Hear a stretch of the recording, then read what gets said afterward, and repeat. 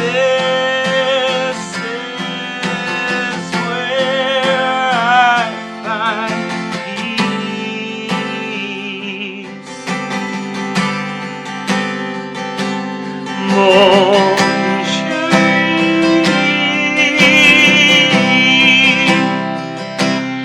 mon chéri,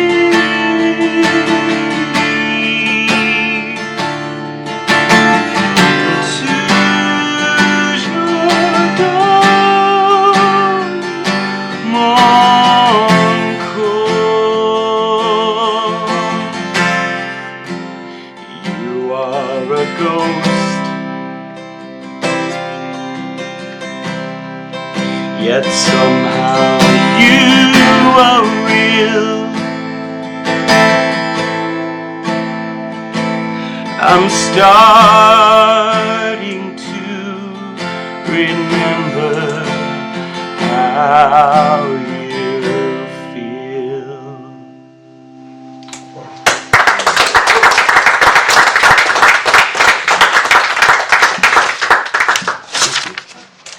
I should have warned you guys that had a little French in it.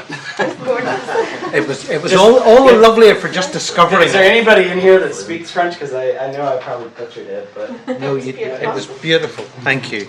Fantastic. June, Yes. it's time, love. Time, it's funny time. Okay, I'm coming.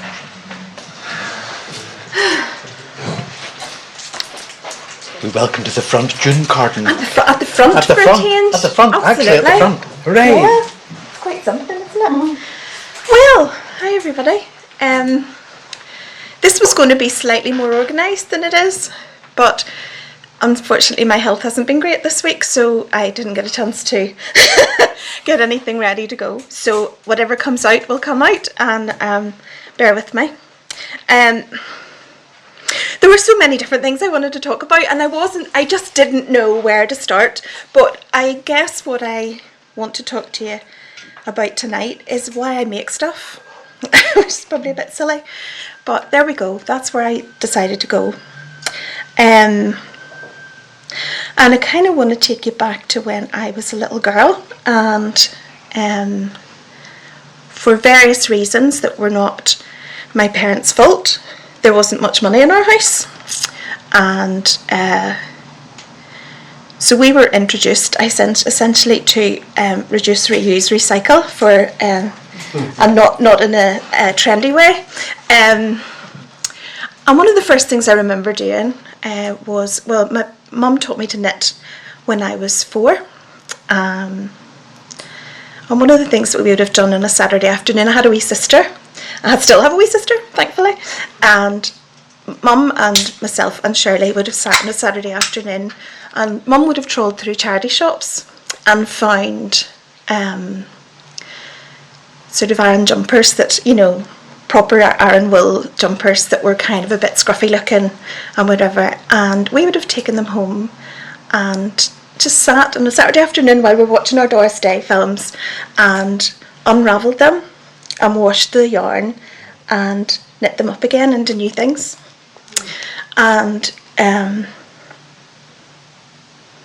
that was the beginning of my journey of realising that actually things that can be discarded aren't always worthless. And I'm sorry, I'm getting really mushed up. That's what I continue to learn over and over and over and over again, that things that are discarded are not always worthless. And I see that every day, and it's why I make stuff. So there was a couple of things that I wanted to show you, which are kind of about my journey of making. And this is another bit of my discarded stuff. So a few years ago, a friend of mine, I'm a big crafter, obviously, I make stuff all the time. But whereas my friends would be online looking for the new thing, the new in thing and the new trendy thing, when I go to a craft shop, I always go to the scrap box. I can't help it. I always go to the scrap box. I go to the remnants and I kind of think, well, what can I make? There must be something beautiful to make out of that. And that's what I do. And So anyway, my friend Gwen and I went one day to the linen mill in Kells, and we came across these. These are scraps of beautiful Irish linen, and they're the linen that I used when I make stuff. And these are called lab samples. And up until a couple of years ago, these went to landfill. So these were rubbish, and these are now what I make. So my Irish linen are on these wee things here, and you get the best bits, and that's what's on here. So this is pure Irish linen and cotton, all done, but made for pennies.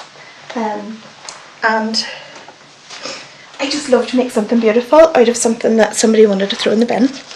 And so this stuff that used to go in the bin is still seen as the bottom of the heap, and it lies in big boxes. So if you go to the linen mill, it's just lying in big boxes, and you grab a big mountain of it, and it's like a couple of quid.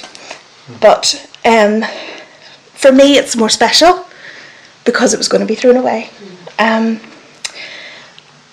I love it for that. I love it that it can make something beautiful, and I've seen it in my own life with people that felt like that.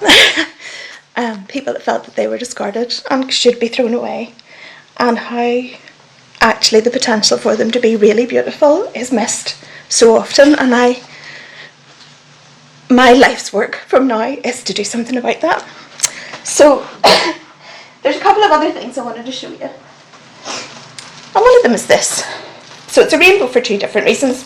First, because I love rainbows, and because our whole life, no matter what has happened in our life, where we have been often, if you know our life story, it's been difficult at times, and there have been days when we didn't just know what was going to happen the next day. We didn't know how we were going to survive, and every single time there's been a rainbow, hasn't there? Mm-hmm.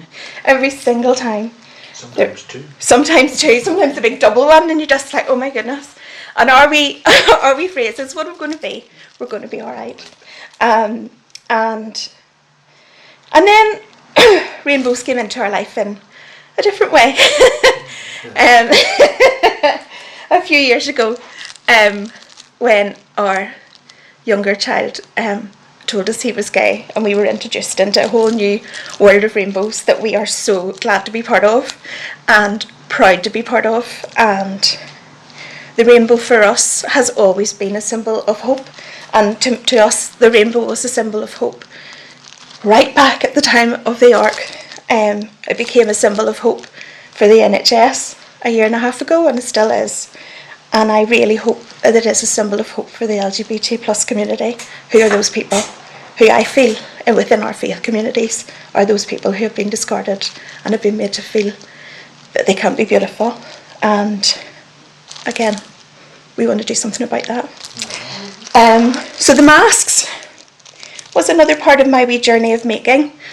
So I was furloughed from, I work for myself, I'm a self-employed maths tutor, and I was furloughed then a year and a half ago, or went on to the scheme where the government was going to give me some money to stay at home and do nothing.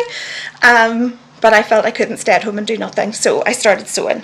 So I lost count at 3,000, but here we are, 3,000 masks later, and they've gone all over the place, and they've done all sorts of things. And wee bits of fabric, I like to think that maybe have kept some people healthy and well who might not have otherwise been.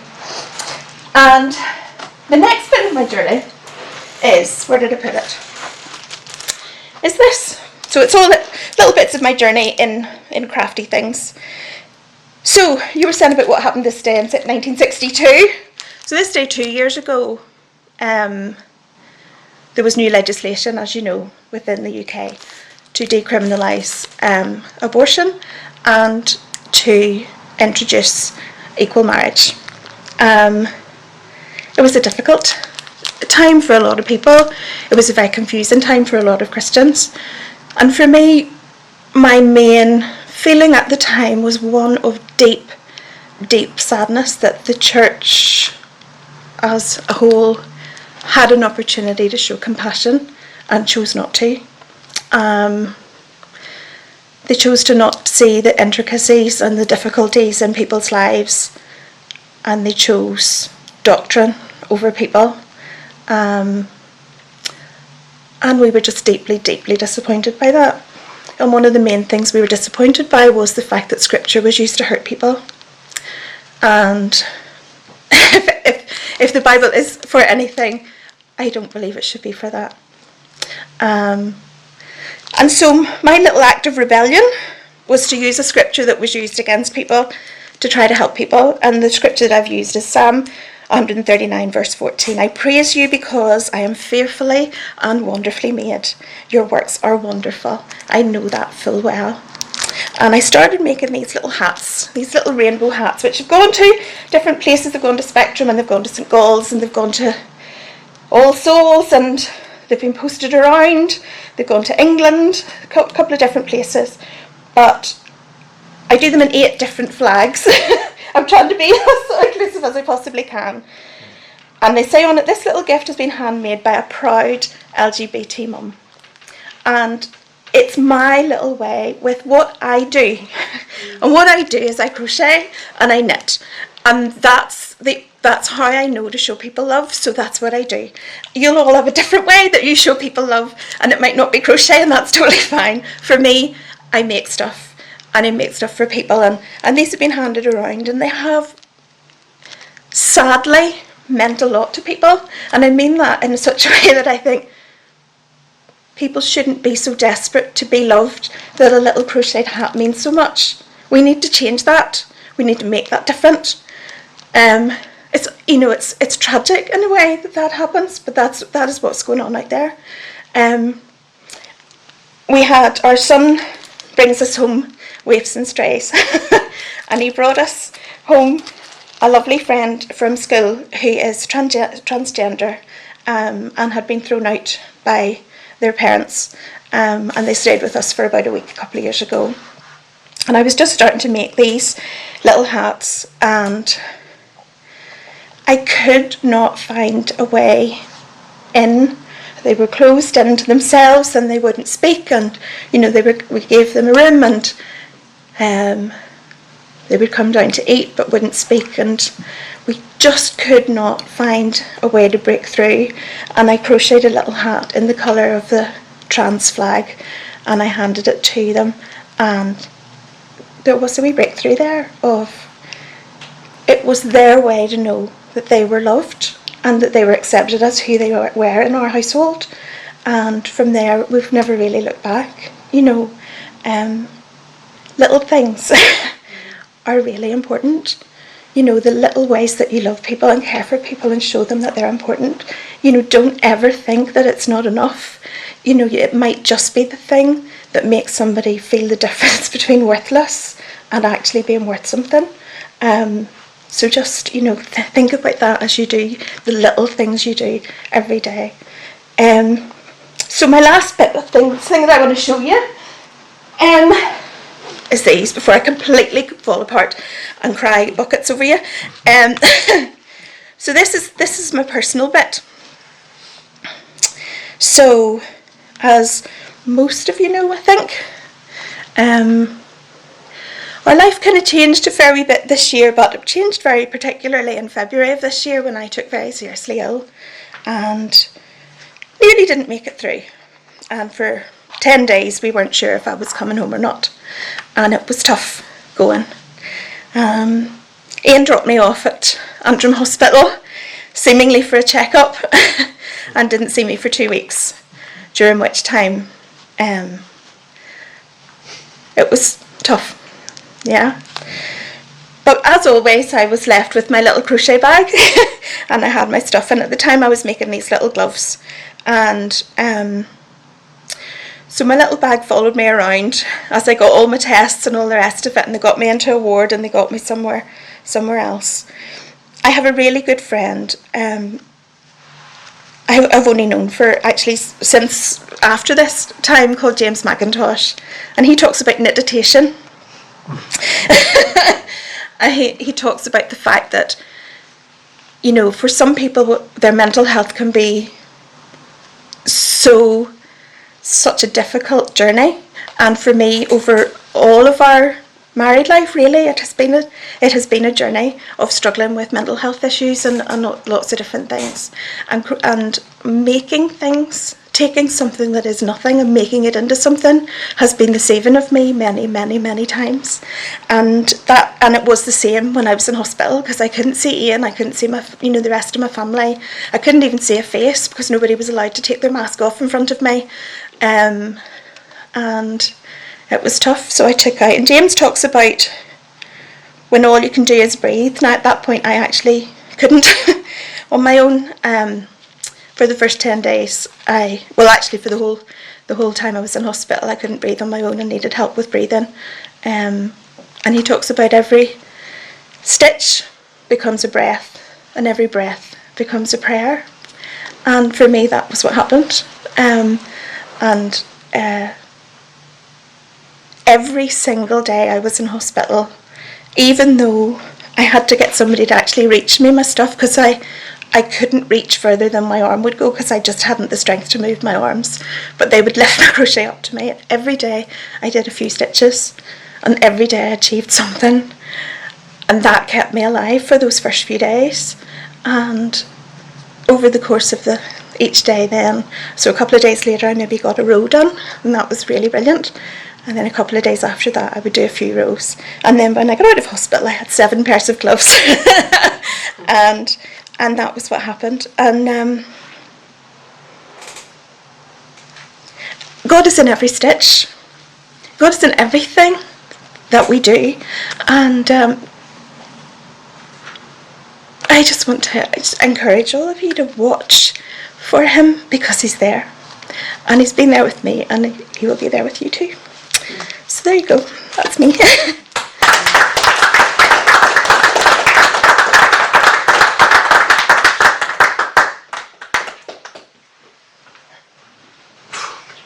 Pass the tissues.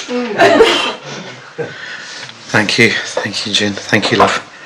I feel like we have to take a break and walk about and stand up and shake and do. Whoa. Okay, Jesse. Yes, sir. We're going to turn to you one more time.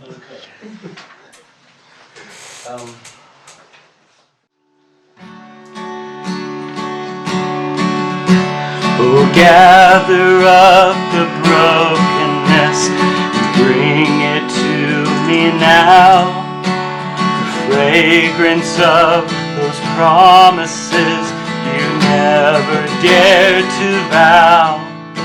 The splinters that you carry, the cross you left behind.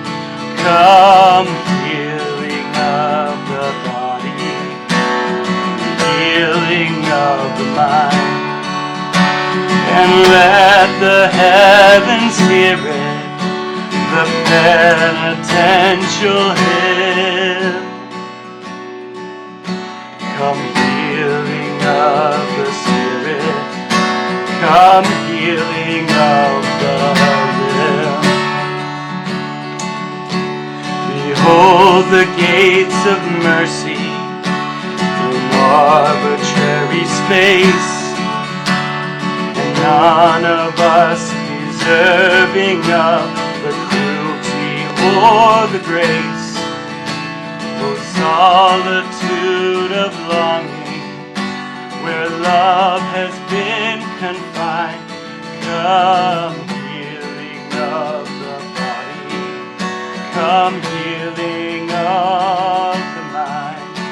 Oh, see the darkness